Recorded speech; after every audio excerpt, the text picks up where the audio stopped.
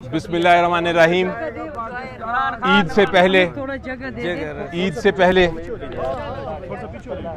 पूरी कौम को बहुत खुशखबरी है। इस्लामाबाद हाई कोर्ट की तरफ से इसको आप एक तोहफा समझें।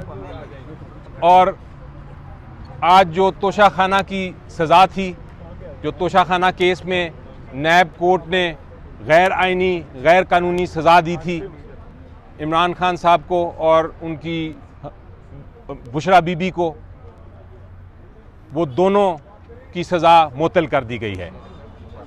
और अब अगर कल इंशाल्लाह जो दूसरा केस हमारा लगा हुआ है उसमें भी ये सज़ा मुअत्तल हो जाती है तो फिर इमरान खान साहब कल ही बाहर आ सकते हैं जेल से।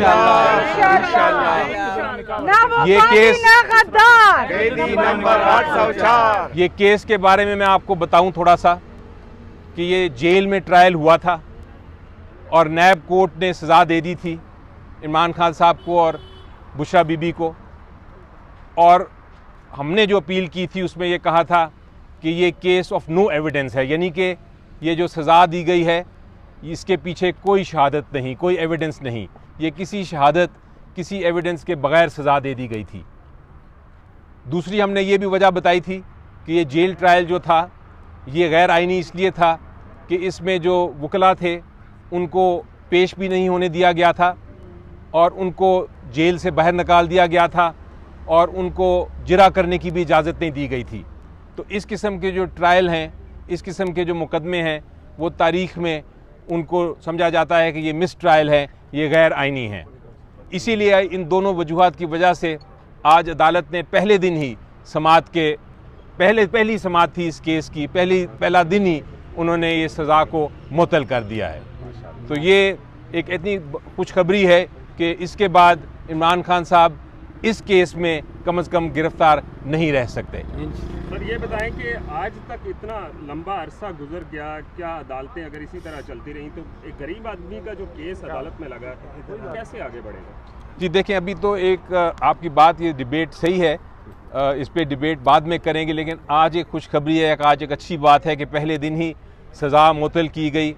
अदालत ने ये देखा, हाई कोर्ट ने ये देखा कि ये केस में अपील में बहुत जान है, अपील में बहुत वज़न है और जो सज़ा है उसको मुअत्तल करना चाहिए, क्योंकि सिर्फ सज़ाएँ तब मुअत्तल होती हैं जब अदालत ये समझे कि जो एविडेंस है, जो शहादतें हैं, वो कन्विक्शन को, सज़ा को सपोर्ट नहीं करती, वो उसके बरखिलाफ़ हैं आइन के और कानून के सज़ा, इसलिए वो मुअत्तल कर दी जाती है। अच्छा सर, ये बता दें, एक तो पीटीआई के मुतालबे पर चीफ जस्टिस ने सो मोटो ले लिया और दूसरी जानिब आज इमरान खान को यहाँ से भी बड़ा रिलीफ मिल गया, क्या कहीं मामला तय पा गए हैं पीटीआई के?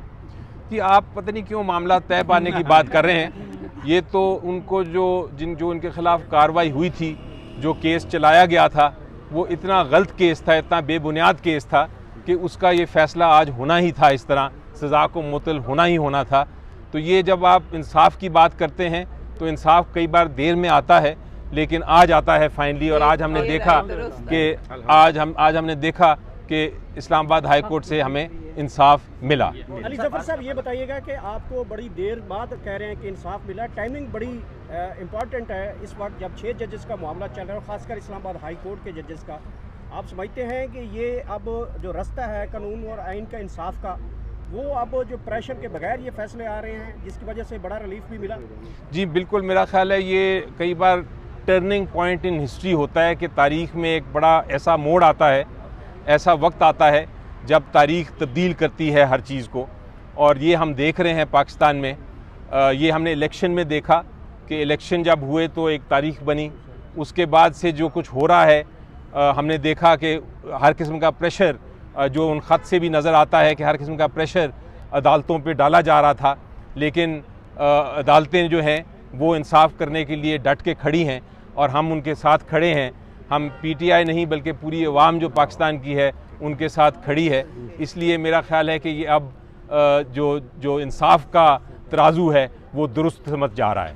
रिहा करो, रिहा करो, खान को रिहा करो, रिहा करो, रिहा करो, खान को रिहा करो। बुशरा बीबी की मुलाकात के हवाले से भी आज सुबह जो है ना दरख्वास्त आप लोगों की तरफ से दी गई थी, जिसमें जो जेल हुकाम उन्होंने कहा है कि बुशरा बीबी जो है जब खान साहब के साथ केस में जाती है तो उनकी मुलाकात हो जाती है।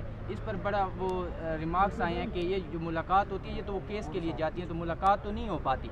तो उसके लिए भी आज जो है ना वो 2 दिन मुख्तस किए गए हैं, उस पर क्या कहेंगे? आज आपके लिए खुशखबरियाँ थोड़ा ज़्यादा ही होना शुरू हो गई हैं क्या? जी बिल्कुल, देखें वो भी बिल्कुल कानून के मुताबिक है, इसीलिए मैं कह रहा हूँ कि फाइनली कानून जो है वो अपना राह हमवार कर रहा है हर एक के लिए।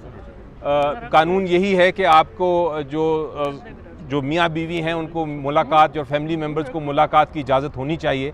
एक केस में जब आप जाते हैं और इकट्ठे बैठते हैं तो मुलाकात नहीं होती, वो तो वहाँ सारे वकील होते हैं और जज साहब होते हैं, वहाँ तो एक केस की समाअत हो रही होती है। मुलाकात का मतलब ये है कि आप उसमें बाकायदा बात कर सकें प्राइवेटली, और इसलिए ये अदालत ने आज ये अगर फ़ैसला दिया है तो बड़ी दुरुस्त बात है। वो भी हम बड़ी देर से ट्राई कर रहे थे और खुशखबरी ये है कि आज उसका भी फैसला हो गया। इस फैसले के अंदर नादीदा कौतों का शामिल होना क्या समझते कि शामिल हो सकती हैं या ये इंडिपेंडेंटली फैसला किया गया? नहीं, देखें फ़ैसला हमेशा, मुझे यकीन है हर फैसला जो है वो कानून के मुताबिक होता है। अगर जज गलती करें तो उसकी फिर अपील होती है। जानबूझ के कोई गलती नहीं करता, हर जज अपने समझ बूझ के मुताबिक करता है, गलतियां हो जाती हैं। लेकिन ये जो फ़ैसला आज हुआ है ये मेरी नज़र में बिल्कुल आइन और कानून के मुताबिक है, जो शहादत हुई उसके मुताबिक है। बड़ी आपको सिंपल बात बताऊं कि ये तोशाखाना केस में ये कहा गया है कि उन्होंने तोहफ़ा लिया जिसकी वैल्यू बहुत ज़्यादा थी, जिसकी कीमत बहुत ज़्यादा थी, लेकिन कीमत साबित करने के लिए किसको पेश किया गया? किसी एक्सपर्ट को नहीं पेश किया गया, पेश किया गया एक पार्ट टाइम सेल्समैन को, जो किसी दुबई किसी इंडियन की दुकान में वो काम करते हैं, पार्ट टाइम सेल्समैन, यानी वो पूरी तरह काम भी नहीं करते, वो सिर्फ सेल्समैन हैं और उनको बाकी काम वो टायरों की स्पेयर पार्ट चलाते हैं। तो एक टायरों की स्पेयर पार्ट चलाने वाले एक पार्ट टाइम सेल्समैन ने आके एकदम एक फिगर कह दिया कि ये तो अरबों रुपए की चीज़ थी। उसके पीछे कोई शहादत नहीं, कोई सबूत नहीं कि वो अरबों रुपए की चीज़ थी कि नहीं। तो इसलिए उससे साफ ज़ाहिर होता है कि ये एक बेबुनियाद, एक फिक्टिशियस केस था, और इसीलिए अदालत ने आज एक मिनट भी नहीं लगाया इसको सज़ा को मुअत्तल करने के लिए। सर, क्यों लटकाया जा रहा है सर?